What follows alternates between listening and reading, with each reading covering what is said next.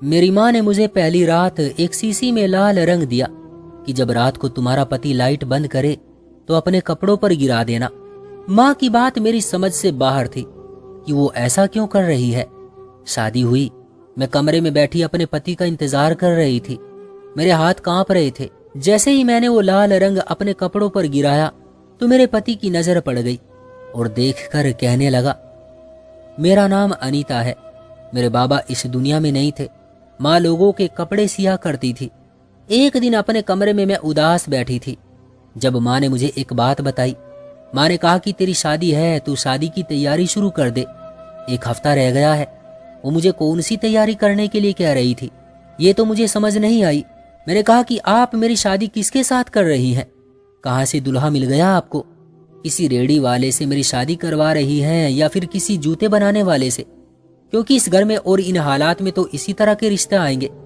मेरी माँ ने कहा, अगर माँ की किस्मत बुरी हो तो उसका मतलब ये नहीं कि बेटी भी बदकिस्मत होगी। तेरी शादी बड़े अच्छे कारोबारी लोगों से करवा रही हूँ। कल परसों तक लड़के की तस्वीर भी आ जाएगी और तेरे लिए वो कुछ चीजें भेजेंगे, कुछ पैसे भी देंगे। अपने लिए कोई चीज ले लेना और ये जो पीछे गली में पार्लर बना है ना, वहां जाकर अपना चेहरा भी ठीक करवा लेना। मैंने कहा, माँ जी आपको इतना अच्छा रिश्ता कहाँ से मिल गया, वो भी मेरे लिए? माँ ने कहा, अभी ये बात किसी को भी नहीं बताना वरना नजर लग जाएगी। आहिस्ता आहिस्ता सब ठीक हो जाता है। हमारी किस्मत इतनी भी बुरी नहीं है, बस तू अपनी माँ पर यकीन रख। वो लोग बहुत अच्छे हैं, तेरा ख्याल रखेंगे। मैंने कहा कि आजकल लोग अपने से अच्छे घर से लड़की लेते हैं, पढ़ी लिखी खूबसूरत लड़की दहेज के साथ, फिर भी उसका ख्याल नहीं रखते। फिर मेरा ख्याल क्यों रखेंगे? माँ ने कहा कि तेरा ख्याल रखेंगे क्योंकि अचानक माँ को बहुत ज्यादा खांसी उठने लगी और उनकी तबीयत अचानक से खराब हो गई। मैंने उनको पानी पिलाया पर उनकी खांसी नहीं रुक रही थी। काफी देर के बाद उनकी तबीयत ठीक हुई। मैंने कहा कि क्या हो गया है? कहने लगी, गले में कोई चीज अटक गई थी। बाकी तू फिक्र ना कर, परेशान ना हो, सब कुछ ठीक हो जाएगा। तू शादी की तैयारियां कर। और अगले दिन वाकई मेरे लिए शादी का जोड़ा, सभी चीजें और कुछ पैसे भी आ गए। मैं अपनी मर्जी से कुछ भी ले सकती थी। इतने सारे पैसे तो मैंने कभी देखे ही नहीं थे। मैंने कहा किराया दे देते हैं, तो माँ ने कहा कि इसकी जरूरत नहीं पड़ेगी, तू बस अपनी चीजें ले और उन पैसों से घर की कोई चीज लेने की जरूरत नहीं। मुझे मेरी माँ की बातें बिल्कुल भी समझ नहीं आ रही थी। मेरी शादी की तारीख भी मुझे बता दी गई और शादी की तारीख वाले दिन मेरी माँ की तबीयत बहुत ज्यादा खराब हो गई। इतनी कि ऐसा लगा कि बस वो मेरे हाथों से निकल जाएगी और आज उनकी जिंदगी का आखिरी दिन है। डॉक्टर को बुलाया तो उसने भी यही कहा। उसने कहा कि आपकी माँ को कोई खतरनाक बीमारी है और अब उनके पास ज्यादा वक्त नहीं है। उनकी नब्ज अब बैठ रही है। डॉक्टर भी वहां कितनी देर तक बैठा रहा, फिर वो वहां से चला गया। मैं बहुत ज्यादा दुखी और परेशान थी, उलझी हुई थी। तब मेरी माँ ने मेरी हथेली पर कोई चीज रखी जिसको देखकर मैं हैरान रह गई। मेरी माँ ने कहा कि ये लाल रंग तुझे अपने पास रखना है और रोज रात को सोने से पहले इसको अपने कपड़ों पर लगा लेना और एक भी दिन ऐसा करने से रुक मत जाना, भूल मत जाना। तुम्हें ये जरूर करना है, तुम्हें ये ऐसे करना है जैसे तुम्हारी जान पर बनी है। मैंने कहा, माँ आपको क्या हो गया था? सारी जिंदगी मैंने आपकी जुबान से कोई ऐसी बात नहीं सुनी और अब आप ये क्या मुझे लाल रंग कपड़ों पर लगाने का कह रही हैं? आप कहीं नहीं जा रही हैं? मेरी माँ ने कहा, नहीं बेटा, मैं जा रही हूँ। मेरा वक्त पूरा हो गया है। मुझे पहले ही पता था कि मेरा वक्त पूरा होने वाला है। बस मैंने जिस घर में तेरी शादी कर दी है तो उनकी इज्जत करना, लेकिन वहां पर बहुत ज्यादा समझदारी से रहना और ये वाला काम करना ना भूलना। मुझे बहुत नींद आ रही है, मैं सुबह तक ठीक हो जाऊंगी। मेरी माँ करवट बदल कर सो गई। सुबह मेरी माँ ने आंखें नहीं खोली, वो दुनिया से चली गई। मैं बहुत ज्यादा दुखी थी। मेरा इकलौता सहारा मेरी माँ ही थी जो अब इस दुनिया में नहीं थी। अगले दिन वो लोग आ गए और उन्होंने सादगी से शादी की रस्म की और मुझे अपने साथ ले गए। उनका घर बहुत बड़ा था। इस घर में मेरी एक सास थी, लेकिन वो बहुत अच्छी थी। उन्होंने मेरे सर पर हाथ रखा और कहा, तुम्हारी माँ का हमें बहुत अफसोस हुआ है। मेरे पति का नाम अंकित था, वो भी बहुत अच्छा इंसान था। उन्होंने कहा कि तुम इस घर की बहू हो, इस घर का हिस्सा हो। मुझे सब लोग इज्जत दे रहे थे। ऐसा कुछ नहीं था कि वो सोच रहे हो कि इसको तो न जाने कहां से उठाकर लाए हैं। शक्ल और सूरत की तो मैं अच्छी थी। इस घर में मेरे ससुर का ऑर्डर चलता था, इसलिए सब उनसे डरते थे। मैंने भी उनको नमस्ते किया वो काफी मजबूत हस्ती के मालिक थे। उन्होंने मुझे अजीब नजरों से देखा। मैंने मुंह फेर लिया और अपने कमरे में चली गई। मेरी सास भी मेरे साथ साथ थी। हर बात और हर मामले में मुझे सब कुछ बता रही थी। उन्होंने कहा कि एक बहुत बड़ी रस्म भी होने वाली है। तुम्हारी माँ इस दुनिया से चली गई। हमें बहुत अफसोस हुआ, लेकिन खानदान वालों का मुंह बंद करना है, नहीं तो वो बातें करेंगे। बस थोड़ी देर के लिए बैठ जाना। मुझे मेरी माँ की याद आई, जिन्होंने कहा था कि उनकी हर बात मानना और उनका ख्याल रखना। मैंने कहा कि ठीक है। ये रस्म बहुत बड़ी थी, बहुत सारे लोग आए थे। आज मेरे पास सब कुछ था। मुझे इतने सारे गिफ्ट्स दिए गए थे, मेरे पास पैसे थे, मेरा अपना कमरा और सामान था, इतना बड़ा घर था, पति था जो बहुत ही खूबसूरत और अच्छा इंसान था, और मेरी सास भी माँ की तरह मेरी हर बात मान रही थी। लेकिन आज मेरी अपनी माँ मेरे साथ नहीं थी। रात को मेरे सामने ऐसे खाने रखे गए जो मैंने आज तक नहीं खाए थे, लेकिन अब मुझे भूख ही नहीं लग रही थी। अचानक मुझे माँ की याद आने लगी। मैं अपनी माँ को सारी जिंदगी समझ नहीं सकी और उन्होंने मुझे कुछ बताया भी नहीं। पर अजीब बात तो ये थी कि जाते हुए भी उन्होंने मुझे इतनी बड़ी परेशानी में डाल दिया। पर मैं उनकी आखिरी बात को वसीयत समझकर उस पर अमल कर रही थी, क्योंकि मैं नहीं चाहती थी कि इस बात पर अमल नहीं करूं। जब कोई मरते हुए कोई बात करता है तो उसके लिए उससे ज्यादा जरूरी और कुछ नहीं होता, और वो कोई अहम बात होती है। मेरी माँ के लिए भी ये बात जरूरी थी। मेरा पति अच्छा था, लेकिन वो ज्यादातर बिजी रहता था। मेरे पति ने मुझे कहा कि किसी भी चीज की जरूरत हो तो मुझे बताना। कभी तो वो घर भी नहीं आता था कि मैं काम में बिजी रहता हूँ। ऐसे में मैं अपनी सास के साथ ही ज्यादा देर रहती थी। वो मेरा बहुत ख्याल रखती थी, कहती थी कि कुछ भी चाहिए हो तो मुझे बताना। मेरी सास ने मुझे कहा कि ये घर मेरा है, तुम्हारे जो ससुर है वो मेरे बाबा के दोस्त के बेटे हैं, और मैं अपने साथ इतनी सारी दौलत लेकर आई थी, जिस दौलत से उन्होंने ये सारी दौलत कमाई है, इसलिए घर मेरा है। और कहा कि मेरे पति बहुत ही ज्यादा रंगीन मिजाज हैं, इनसे हमेशा तू बचकर ही रहना। मुझे तो अब कोई परवाह नहीं है, क्योंकि अब तो मेरे बेटे की शादी हो गई है। तुम मेरी बहू हो, कल को तुम्हारे यहाँ कोई औलाद होगी तो बस मैं उसके साथ ही दिन गुजारा करूंगी और अपनी जिंदगी ऐसे ही गुजार दूंगी। एक दिन मेरी सास किसी फंक्शन में गई हुई थी जो दूसरे शहर में था। शायद वहां पर उनकी बहन भी रहती थी। उन्होंने मुझे बताया था कि मैं रात को घर पर नहीं आऊंगी, और मेरा पति तो पहले ही रात को देर से घर आता था। यानी घर में सिर्फ मैं और मेरे ससुर थे। रात का वक्त था, शायद घर में कुछ नौकर भी थे, लेकिन वो क्वार्टर वगैरह में सो रहे थे। जब मुझे मेरे कमरे में रखे टेलीफोन पर ससुर की कॉल आई, उन्होंने कहा कि 1 कप चाय बनाकर मेरे कमरे में आ जाओ और साथ ही कुछ खाने के लिए भी ले आना। मैंने कहा कि ठीक है। मैंने चाय बनाई और ट्रे में कुछ बिस्किट रखे और उनके कमरे में चली गई।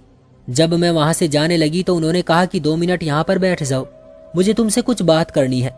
वो मुझसे इधर उधर की बातें करने लगे। मेरा बेटा तुम्हारा ख्याल तो रखता है ना? इस घर में तुम्हें किसी चीज की जरूरत तो नहीं है। लेकिन वो मेरे कपड़ों को अजीब सी नजरों से देख रहे थे, जिस पर थोड़ा सा लाल रंग लगा हुआ था। मैं औरत थी, इसलिए मुझे पता चल रहा था कि ये मर्द किस नजर से देख रहा है। मुझे मेरी सास ने बताया था कि मेरे ससुर बहुत ज्यादा रंगीन मिजाज हैं। क्या वो मुझे बुरी नजर से तो नहीं देख रहे थे? वो भी मेरे करीब आकर बैठ गए। अब उनके और मेरे बीच थोड़ा ही फासला था।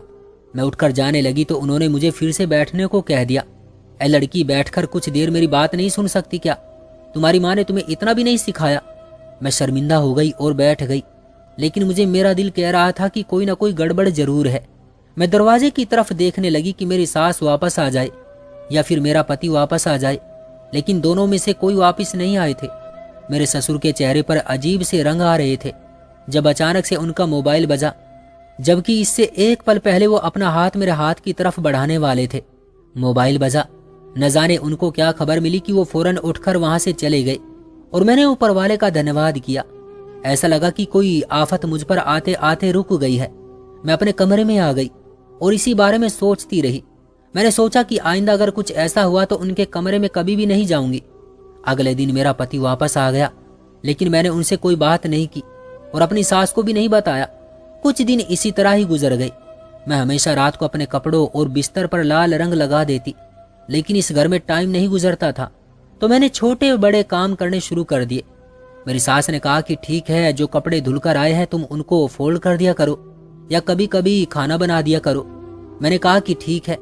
वैसे भी मैं पढ़ी लिखी नहीं थी, कोई नौकरी भी तो नहीं कर सकती थी, नहीं तो जरूर कोई नौकरी कर लेती। उन लोगों ने तो मना नहीं करना था।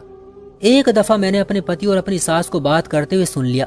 मेरी सास ने पति को कहा कि हम चाहते हैं कि अब तुम जल्द से जल्द एक प्यारे से बच्चे या बच्ची के बाप बन जाओ। तुम लोगों की शादी को 2 महीने होने वाले हैं। मेरे पति ने इस मामले में कभी कुछ नहीं कहा था और वो मेरे साथ भी नॉर्मल नहीं रहते थे। हमारे बीच कोई प्यार मोहब्बत की बात नहीं होती थी।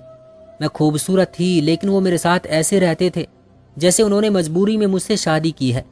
कुछ कहते नहीं थे लेकिन खामोश रहते थे। मुझे भी ये सब कुछ अजीब लगता लेकिन मैं भी बर्दाश्त कर लेती। सोचती शायद मुझे खुद से कम समझता है। एक दिन यही सोचते सोचते मैं रूम में खड़ी रो रही थी और कपड़े फोल्ड कर रही थी। उसके बाद मैंने नहाने जाना था और कपड़े बदलने थे, इसलिए पहले अपने कपड़े उठाए और सोचा इसके साथ लाल रंग भी रख लेती हूँ ताकि बाद में भूल न जाऊं। वैसे भी रात होने वाली थी और मैंने ऐसे ही किया। मुझे थोड़ी देर बाद पति की कॉल आई कि वो आज रात भी घर पर नहीं आएंगे। वो पता नहीं कहाँ रात गुजारते थे। मैं उनसे पूछती भी नहीं थी। मैं वॉशरूम में थी। मैंने कपड़े बदल लिए और महसूस किया कि ये सलवार तो मेरी थी लेकिन इसमें लाल रंग नहीं लगा था। इसका मतलब मैंने गलती से वो किसी और की सलवार में लगा दिया था। फिर मुझे याद आया कि वो तो मैंने अपने ससुर के पाजामे में लगाया था। मैंने जल्दी जल्दी कपड़े बदले और फौरन ये सोचकर बाहर गई कि जल्दी से वो पाजामा लेकर आती हूँ, नहीं तो उनके कमरे में चला जाएगा। उन्होंने देख लिया तो कोई बहुत बड़ा तूफान आ जाएगा। लेकिन जैसे ही वॉशरूम से निकलकर बाहर आई तो सामने मेरे ससुर खड़े थे और वो मुझे अजीब नजरों से देख रहे थे। उन्होंने कमरे का दरवाजा बंद कर दिया और उन्होंने कहा कि बहुत दूर दूर भाग लिया तुमने, अब तो वो काम हो ही जाएगा जिसके लिए तुम्हें लेकर आए थे। मैं हैरान रह गई। अब इससे ज्यादा वो क्या साफ शब्दों में कहते। उनकी नीयत खराब थी। उनकी शक्ल से लग रहा था। उन्होंने जैसे ही कदम आगे बढ़ाया मैंने चीखना चिल्लाना शुरू कर दिया। उन्होंने मेरा हाथ पकड़ लिया। मैं इतनी बुरी तरह से चीखी चिल्लाई और इतना डर गई कि बेहोश हो गई और मुझे होश ही नहीं आ रहा था। मजबूर होकर उनको दरवाजा खोलना पड़ा और मेरी सास भी इधर आ गई। जब मुझे होश आया मैंने बिना सोचे समझे अपनी सास को सब कुछ बता दिया। वो हैरान रह गई और घर में लड़ाई हो गई। मेरा पति भी आ गया तो ससुर ने ऐसी बात बताई कि मेरे कदमों तले से जमीन निकल गई। मेरी सास ने जब गुस्सा किया तो मेरे ससुर ने कहा कि इसकी माँ ने हमसे कर्जा लिया था अपने बीमार पति को बचाने के लिए और वही कर्जा पूरा करने के लिए वो मेरे साथ गलत संबंध में थी। लेकिन फिर भी उसके पैसे पूरे ना हुए तो उसने अपनी बेटी का रिश्ता हमारे बेटे से कर दिया। ये इस घर की बहू नहीं है, ये कर्जा उतारने के लिए आई है और ये कर्जा कैसे उतारेगी ये मेरी मर्जी है। उसकी शर्त थी कि उसकी बेटी की शादी मेरे बेटे से हो जाए। अगर मेरा बेटा आज मुझसे तलाक ले ले तो फिर इसके बाद ये कुछ भी नहीं है और मैं इसके साथ जो चाहूं कर सकता हूं। मेरी सास ने कहा कि वो सिर्फ तुम्हारा बेटा नहीं है, वो मेरा भी बेटा है। उसके अंदर खून तुम्हारा है लेकिन परवरिश मेरी है। वो एक संस्कारी माँ का बच्चा है। वो बिना वजह कभी भी इस लड़की को नहीं छोड़ेगा और तुम्हारे लिए तो बिल्कुल भी नहीं छोड़ेगा। इसलिए तुम ये सब अपने दिमाग से निकाल दो। इस लड़की की माँ ने इसको बेचा नहीं है बल्कि बाकायदा रिश्ता दिया है हमें और मैं इसके साथ कोई नाइंसाफी नहीं होने दूंगी। मेरे ससुर ने कहा तू कौन है? आज तेरे मुंह में भी जबान आ गई है। तेरा तो मैं अभी काम तमाम करता हूँ। वो आगे बढ़े तो मेरे पति ने उन्हें रोक लिया। उन्होंने कहा कि बस अब बहुत हो गया, आपने इस घर में बहुत नाइंसाफी की। अब आप मेरी माँ के साथ कोई बदतमीजी नहीं कर सकते और ना ही मेरी पत्नी को कोई दुख दे सकते हैं। आज मैं आपके सामने खड़ा हूँ और इन दोनों औरतों की जिम्मेदारी मेरी है। मैं संभाल लूंगा इनको, मैं ही काफी हूँ इनके लिए। आप यहाँ से जा सकते हैं। मेरे ससुर ने मेरी माँ से झूठ बोला था। अपने बेटे से मेरी शादी करवाई थी ताकि मैं इस घर से भाग न जाऊं और वक्त पड़ने पर वो अपने बेटे को ये कह सके कि इसको छोड़ दो, उसके बाद मैं उनके हवाले हो जाऊं। लेकिन मेरे पति की परवरिश करने वाली औरत एक बहुत अच्छी औरत थी, इसलिए आज वो मेरे साथ खड़ी थी। मेरी हालत अब बहुत बुरी थी। मेरी आंखों में आंसू थे। आज मुझे पता चला कि मेरी माँ ने कितनी मुश्किल जिंदगी गुजारी थी और शायद वो जो कुछ भी कर रही थी वो उनकी मजबूरी थी। मेरी सास ने मेरे पति के कांधे पर हाथ रखा और आंखों से इशारा किया। मेरे पति ने कहा कि बाबा ये मेरी पत्नी है और आप इसकी तरफ बुरी नजर से नहीं देखेंगे। आज मेरा पति मर्दों की तरह बोला था और मेरे ससुर खामोश हो गए। वो कमरे में चले गए और अगले ही दिन अपना कुछ जरूरी सामान लेकर दूसरे शहर चले गए। उन्होंने कहा कि उनका वहां एक घर है और अब वो वहीं पर रहेंगे। मेरी सास ने भी ऊपर वाले का धन्यवाद किया। मैंने अपनी सास को लाल रंग के बारे में बताया तो उन्होंने कहा कि बेटा तुम्हारी माँ ने जरूर ये लाल रंग तुम्हारी बेहतरी के लिए दिया होगा। अब हम सब तुम्हारे साथ हैं, तुम्हें डरने की जरूरत नहीं है। तुम इस खानदान की बहू हो इस खानदान की नस्ल को आगे बढ़ाओगी। ये तुम्हारा पति है, मैं तुम्हारी सास और तुम्हारी माँ हूँ। अब तुम्हें किसी भी तरह से परेशान होने की जरूरत नहीं है। ईश्वर ने मुझ पर दया की और अब मैं गर्भवती हूँ और ऊपर वाले ने मुझे 2 जुड़वा बेटे भी दिए हैं। मेरा पति मुझे बहुत मोहब्बत करता है और मेरी सास मेरी बहुत ज्यादा इज्जत करती है। आज मैं इस खानदान की बहू हूँ। मेरे 2 बेटे हैं, मेरा पति है, मेरी जिंदगी में सब कुछ ठीक है। मेरी माँ ने अपनी सारी जिंदगी दुख देखे, लेकिन जाते जाते मेरी जिंदगी को बेहतर बनाकर चली गई।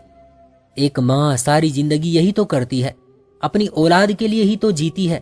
मुझे अपनी माँ पर गर्व है और मुझे उनसे कोई शिकायत नहीं है। तो दोस्तों, ये थी हमारी आज की कहानी। उम्मीद करते हैं कि आपको पसंद आई होगी। आपका क्या कहना है इस कहानी के बारे में कमेंट बॉक्स में हमें जरूर बताइएगा। वीडियो को लाइक कर दीजिए और चैनल को सब्सक्राइब कर लीजिएगा। मिलते हैं अगली वीडियो में, तब तक के लिए धन्यवाद।